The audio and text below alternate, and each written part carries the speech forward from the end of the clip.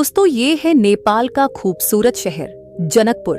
एक ऐसा शहर जो अपनी ऐतिहासिक धरोहर, धार्मिक महत्व और सांस्कृतिक विरासत के लिए दुनिया भर में जाना जाता है।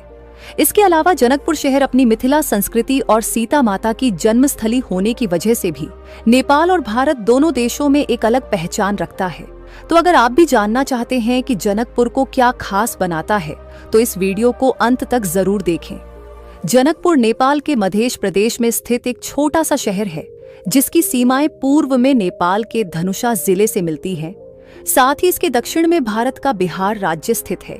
ये शहर नेपाल का एक प्रमुख धार्मिक, सांस्कृतिक और ऐतिहासिक केंद्र माना जाता है, जिसे अक्सर मिथिला की धार्मिक राजधानी भी कहा जाता है।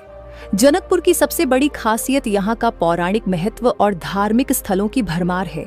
ये शहर नेपाल के उन प्रमुख शहरों में से एक है जहाँ की लड़कियां अपनी पारंपरिक सुंदरता और सरल स्वभाव के लिए जानी जाती हैं, तथा यहाँ फैली हरियाली और आसपास के धार्मिक स्थल पर्यटकों को खूब आकर्षित करते हैं। अगर ऐतिहासिक नजरिए से देखें तो जनकपुर का इतिहास बेहद ही रोचक है।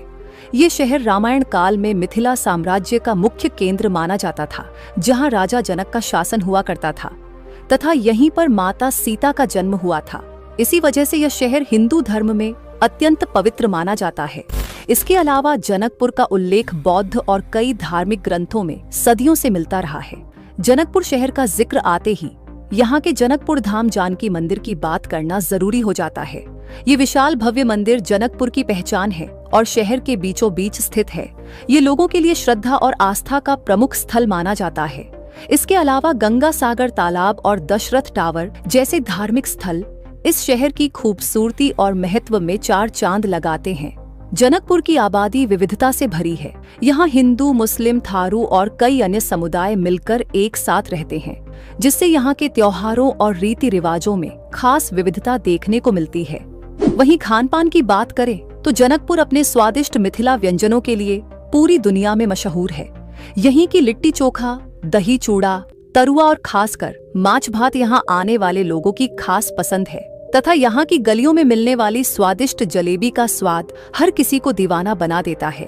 और दोस्तों, अब जरा हम जान लेते हैं जनकपुर शहर के कुछ महत्वपूर्ण आंकड़ों के बारे में, जो इस शहर की सामाजिक और आर्थिक स्थिति को समझने में आपकी मदद करेंगे।